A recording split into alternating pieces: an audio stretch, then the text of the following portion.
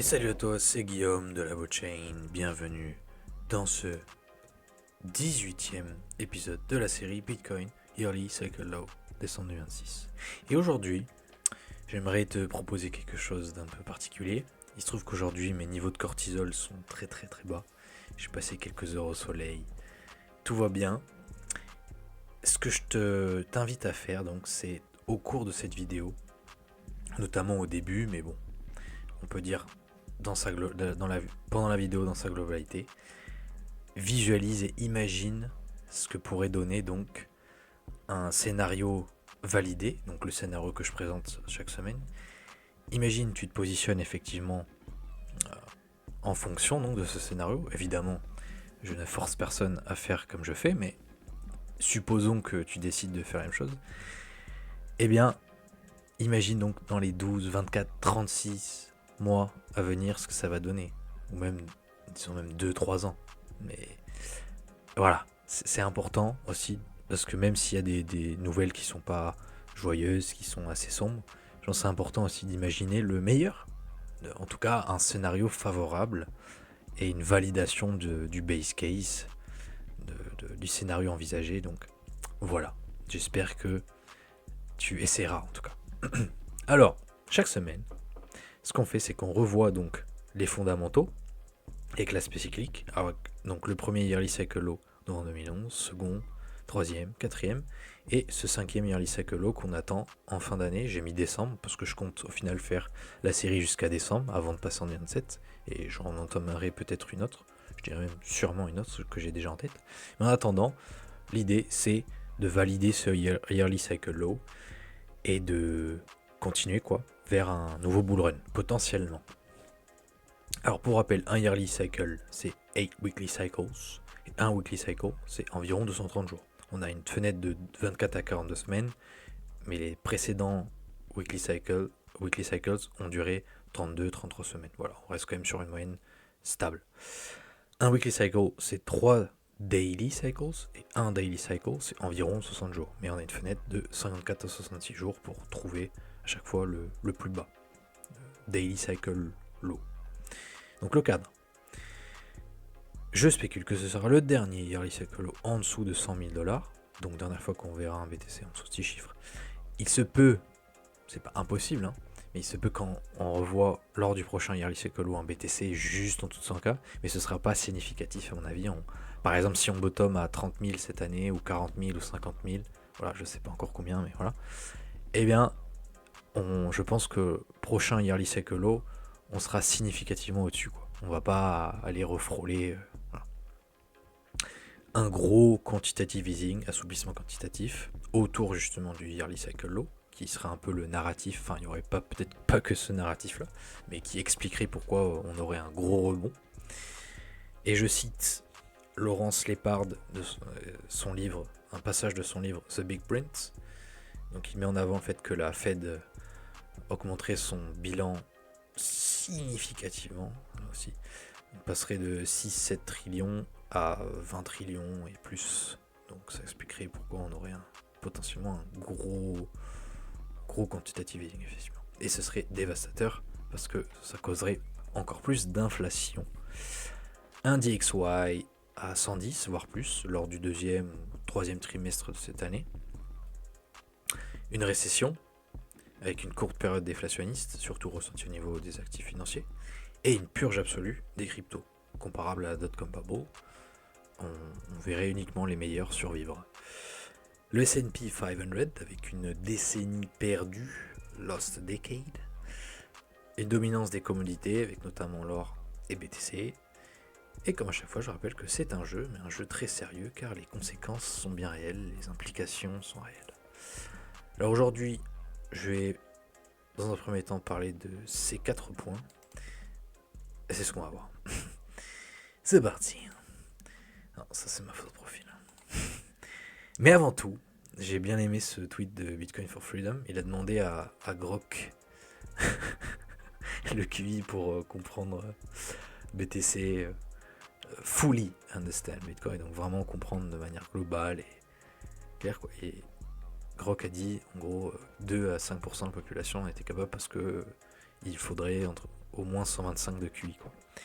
Voilà. Et il y a aussi le profil INTJ, ENTJ, enfin les profils, profilage comme ça aussi. Et pareil, la plupart du temps, les bitcoiners ont des profils très rares. Voilà, bon, c'est comme ça. Le DXY, donc, de Camel Finance qui avait mis en avant A New Bull Market. Alors, le truc, c'est que il a son indicateur, voilà, et il y a plusieurs points qui probablement donc valideraient le 3-year cycle low, et qui dit yearly cycle low dit ensuite on rebondit et on peut rebondir fort, d'où le fait d'attendre un DXY à 110 voire plus prochainement. Donc il y a pas mal d'éléments ici qu'il met en avant que je vais pas énumérer, mais voilà, c'est des aspects techniques. Voilà. Ensuite, petit clin d'œil à Balthazar Valboy. J'étais tombé donc sur cette publi, ce post. Là, Grok mettait en avant que en gros, et là, pour rappel, juste pour mettre en avant ce point. Donc Grok disait que le pump du pétrole allait causer de l'inflation. Et je ne suis pas d'accord. À court terme, oui. Mais à moyen terme, donc on va dire 6-12 mois, c'est déflationniste. Ce n'est pas inflationniste, c'est déflationniste. Et c'est dommage que Grok ne l'ait pas précisé. Voilà. Et oui, et je dis aussi, this kiwi will be double or even triple plus of the cocoa. The PMI. But the PMI. Non. Parce que là, on a un indicateur important qui concerne donc les crises récessionnaires. Et qu'est-ce que nous dit cet indicateur ? Que la situation s'aggrave encore une fois et qu'on est dans une situation potentiellement comparable à celle de 2008. Si on regarde Walmart, Recession Signal Highest since the 2008 Financial Crisis. Effectivement, ça sent pas bon. BTC Cycles, donc là c'est plus par rapport à ça. Effectivement, je me moque du prix. Ce qui compte, c'est le temps, le timing. Le prix, on ne sait pas. Ce sera peut-être 34 000, 42 000, 58 000. Je sais pas. Encore. C'est pas validé. Rien de validé à l'heure actuelle. Et ce qui compte, voilà, c'est de voir qu'il y a encore, en termes de timing, on voit que d'ailleurs, en 2014, voilà, on était en. Le bottom s'est fait en décembre, janvier. Début janvier, hop, là ça a avancé un petit peu, là ça avance encore un petit peu, donc peut-être que là ce sera en septembre, octobre, voilà, dans ces eaux-là. Pas sûr, mais disons que si cette tendance continue, voilà. Et à quel prix, ça, encore une fois, on va savoir. Le net, du moins on peut pas savoir à 100%, on peut situer, mais c'est pas sûr à 100%. Là aussi, un indicateur intéressant. À chaque bottom, on voit qu'on est bien au-dessus du rouge, on passe en dessous de ce niveau. Et là, c'est pas le cas. C'est clairement pas le cas. Là, on voit qu'on est allé jusqu'ici. Bon, on voit quand même qu'on va de moins en moins bas, mais tout de même, là, ce serait pas étonnant en tout cas d'aller flirter avec la ligne, voire passer un petit peu en dessous, quoi. Voilà. Mais on n'y est pas. Pareil. Bob Lucas, quarterly candle view of the Bitcoin 4-year cycle. Donc comme il dit, comme lors des précédents cycles, malgré les narratifs qui changent constamment et qu'on peut entendre à chaque fois, on a encore l'aspect cyclique, la cyclicalité. Je vais vérifier s'il existe ce mot cyclicalité. Alors c'est cyclicality en anglais, mais c'est cyclicité en français. Autant pour moi. Donc la cyclicité n'a pas disparu, l'aspect cyclique n'a pas disparu. The cyclicality did not disappear. Don't get hung up on price. Time matters more than price. Voilà, c'est ça. Time gives structure. Voilà. Donc on attend encore une fois cette fenêtre. Voilà, on a une fenêtre, on l'attend patiemment. Si jamais ça part avant, on aura des signaux, on aura des confirmations qui indiqueront que non, en fait, ça se fera pas dans la fenêtre attendue. Mais en attendant, c'est pas le cas encore une fois. Donc le plus rationnel, c'est d'attendre cette fenêtre. Et si on a des signaux qui sont confirmés ici, là, la probabilité qu'on valide le bottom à ce niveau sera d'autant plus importante. Voilà comment perso je vois les choses en tout cas. Et un petit point de Fred Krueger aussi. Remember, after the big war comes the big print. Et oui, n'oublions pas qu'ils font tout leur cirque, et à la fin, qu'est-ce qui se passe? Voilà. Save in Bitcoin before the fiat flood. The hour is later than you think. Effectivement, le temps... Là, on est déjà presque au deuxième trimestre de l'année. Non, on a commencé le deuxième trimestre. Janvier, février, ouais, c'est ça. Donc ça va vite. Et l'inondation arrive. Donc go. Et un dernier point, dernier tweet que j'ai. Donc Vince il a dit I think this will be. Donc il pense que ce sera le dernier bear market durant lequel les personnes normales pourront accumuler un montant significatif de BTC. Ce n'est pas un conseil d'investissement, mais don't F this up. Voilà, faut pas se louper. Et je pense aussi que c'est le cas. Là, après, faudra mettre encore plus pour avoir les mêmes montants. Pas sûr, hein, c'est pas une certitude absolue, mais c'est assez probable. Ok, maintenant voyons les différents métriques, les indicateurs, les données qui nous intéressent pour nous situer dans cet océan tumultueux. Alors le US 10-year yield, qui est toujours vraiment haut, c'est assez abusé. Il continue de batailler pour aller toujours chercher un peu plus haut. C'est inquiétant parce que tant qu'on n'a pas un dump ici, la Fed, voilà. D'ailleurs, lors du dernier épisode, j'avais fait une erreur. Là, il y a 98,9% de chances qu'on reste au taux actuel. Carrément, quoi. Qu'on bouge pas, voilà. C'est même pas une probabilité, donc on a 1,1% d'augmenter les taux. Et tant qu'on n'a pas de dump, donc ici, au moins vers 4%, voire en dessous, 3,9, 3,8. Et à partir en dessous de 3,8, ça deviendra là très significatif. On n'aura pas pour le moment de réduction des taux directeurs. Le taux de chômage qui grimpe petit à petit, qu'on voit à chaque fois, mais il n'y a pas eu encore de grosse accélération, même pas de début d'accélération inquiétant, mais il faut surveiller. Ensuite, donc le CPI Shelter face au ALNRI, on se rend compte que voilà, on a quelque chose de déflationniste depuis un moment. Si on remplace ce métrique par le métrique en dessous, CPI Shelter par ALNRI. Donc le truc c'est qu'il y a un lag. Donc si on regarde juste le CPI Shelter, effectivement, ça descend tranquillement et des rebonds. Mais si on regarde cet autre élément, on se rend compte que voilà quoi. Il n'y a plus vraiment d'inflation. Voilà. Pareil si on regarde le CPI year on year avec le ALNRI à la place du shelter. Voilà. C'est en dessous de 2%, fameux target. Et on regarde le Trueflation, US CPI. Là, on a eu un gros dump en début d'année. Un rebond, mais voilà. On s'attend à revenir concurrencer, si je puis dire, les derniers plus bas, à 0,7, 0,6.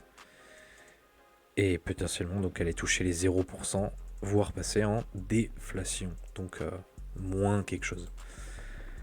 Le Inverted Yield Curve, Yield Curve Inversion, devrais-je dire. Donc, comme on peut voir, à chaque fois qu'il y a une inversion entre le US 10-year et le US 2-year, et on a eu une phase difficile sur les marchés, tout ça. Et à l'heure actuelle, dernière mise à jour que j'ai, donc c'était février, 22 février, peut-être un peu, mais ici c'est bon, pas d'accélération. Par contre sur le US 10 year face au US 3 month, ça chauffe.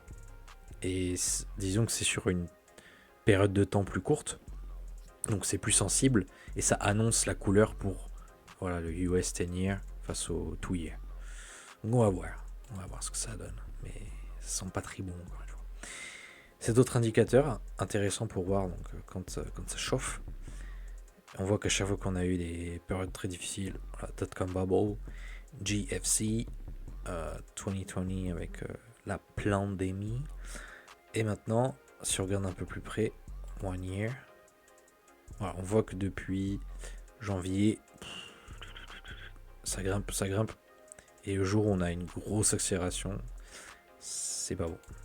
On surveille. Le M2 face au US Inflation Rate, on a une grosse contraction monétaire, donc après 2021, à partir de 2022.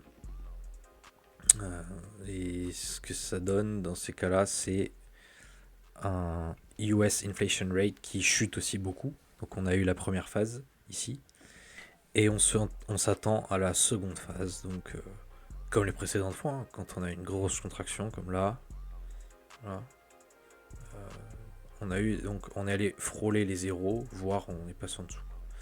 Et là, vu la force de la contraction, ce serait pas étonnant qu'on repasse en dessous de zéro.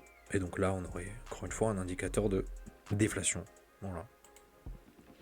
Par rapport au S&P 500, là, on a eu 3 baisses de taux. Je dis pas de bêtises ces derniers mois. Et le truc, c'est qu'après 3 baisses, quand on est en période récessionnaire, eh bien le S&P, qu'est-ce qu'il fait? Il dump. Voilà. Et qu'est-ce qu'on a? Oula. Je sais pas ce que ça veut dire. Eh bien, on a donc un S&P qui a bien dump. Là, on a c'est un daily cycle low ou un weekly cycle low? Non, je pense que c'est un. Non, là, c'est un daily cycle low ici.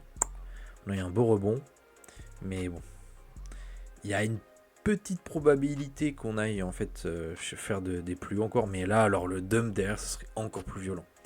Donc là, on s'attend plus à quelque chose là, qui ferait ça. Là, on irait chercher le weekly cycle low.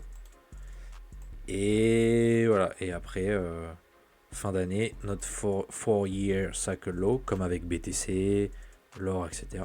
Et on aurait après un bon, mais pas de plus haut. Donc si on a notre décennie perdue, ça veut dire donc pas de nouveau plus haut avant environ une décennie, quoi. Et d'ailleurs, c'est pourquoi alors il est où le tweet? Là, je le montre après. Et donc je parle de la décennie perdue parce qu'effectivement on a eu des périodes comme ça à plusieurs reprises ou juste de sideways price action.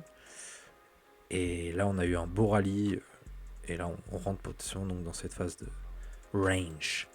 Le VIX qui continue de pump, donc ça sent pas bon non plus. Si on regarde sur 5 ans, voilà.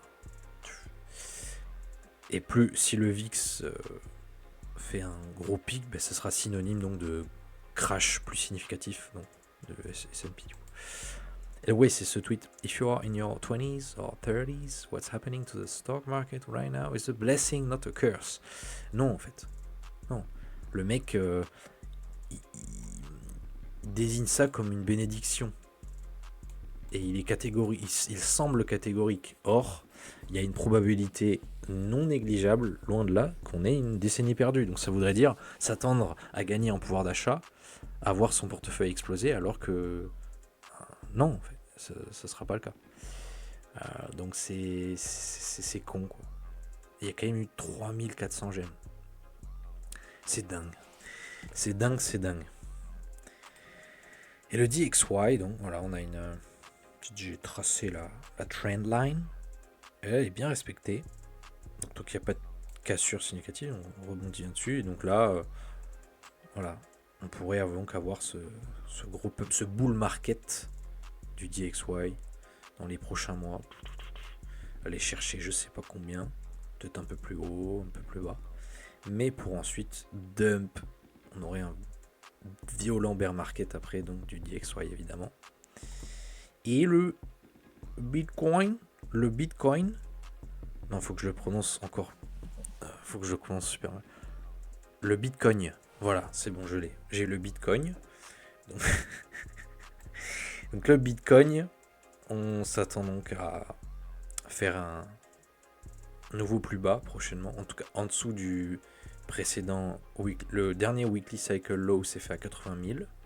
Donc logiquement là, le prochain weekly cycle low devrait se faire en dessous de 80 000. Mais ça m'étonnerait pas qu'on passe en dessous des 60 000. Voilà. Là, je vais mettre en daily, je pense que ça ira. Désolé pour les buys. Je l'avais enlevé, mais je sais plus, à chaque fois j'oublie comment on fait pour enlever. Mais là, on a potentiellement notre daily cycle low. Donc le précédent s'était fait le 6 février. Voilà, ça fait environ 60 jours. Et là, on a potentiellement donc démarré un nouveau daily cycle. Et attention, pour moi là, ça va dump. Juste dump. Mais encore une fois, il y a encore une probabilité qu'on pump quand même significativement. Mais si on regarde à horizon mai-juin, c'est-à-dire, comme j'ai montré il y a un instant, je vais remettre en weekly. Non, là, ça passe, on voit. Voilà, à horizon mai-juin, on devrait valider notre prochain weekly cycle low. Et ça sera forcément dumpy. Donc peut-être qu'à court terme on peut trade à la hausse, mais perso ça m'intéresse pas. De toute façon je suis position trader, je suis pas swing trader, même si là je me suis même amusé à faire du scalping, mais j'ai fini par me brûler les doigts. et voilà, c'est je reste. Faut se focaliser sur ses points forts. Mon point fort c'est pas pour le moment en tout cas, c'est pas ce style de trading. Voilà, donc je reste sur ma stratégie initiale, qui est d'attendre au moins ce weekly cycle low avant de commencer à réinjecter dans BTC. Voilà. Parce qu'on aura potentiellement une très belle entrée aussi. Si là on a un gros dump, je sais pas, 50 000, 45 000, voilà, un truc bien violent, mais ce sera peut-être notre plus bas de cycle, plus bas de bear market, mais en termes de prix, pas en termes de timing. Donc là en gros après on aurait peut-être un rebond, mais peut-être que ensuite on aurait un nouveau plus bas, mais qui serait au-dessus en fait de ce weekly cycle low. Donc c'est pour ça, si jamais un humain me demandait des indications pour rentrer sur BTC, si vraiment il me disait s'il te plaît dis-moi, je lui dirais écoute, à mes yeux, à partir de là ce serait intéressant. Prochain weekly cycle low, pouf, lump sum. Voilà, mais ce n'est que mon humble avis, on verra bien. Et évidemment, encore plus lors du yearly cycle low, qu'on voit bien. Reset. Voilà. Donc ici, le point rouge, c'est ici à peu près qu'on devrait valider notre yearly cycle low. Bon, peut-être un peu avant, un peu après, on va voir.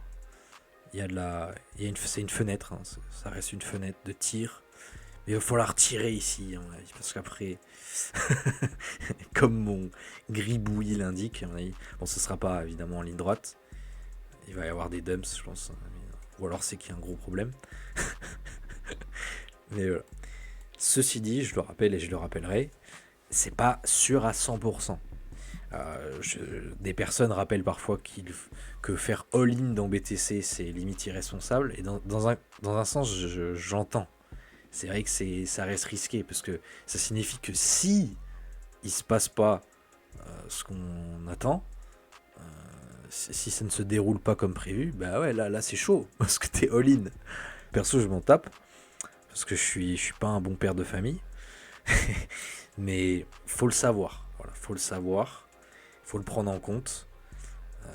Mais par contre, si ça marche, je veux dire, si le scénario se déroule comme prévu et que BTC aspire la liquidité comme il sait faire, il sniffe ça comme si c'était du sucre glace, et bien là, voilà, là ce sera puissant. Et voilà qui est terminé pour aujourd'hui.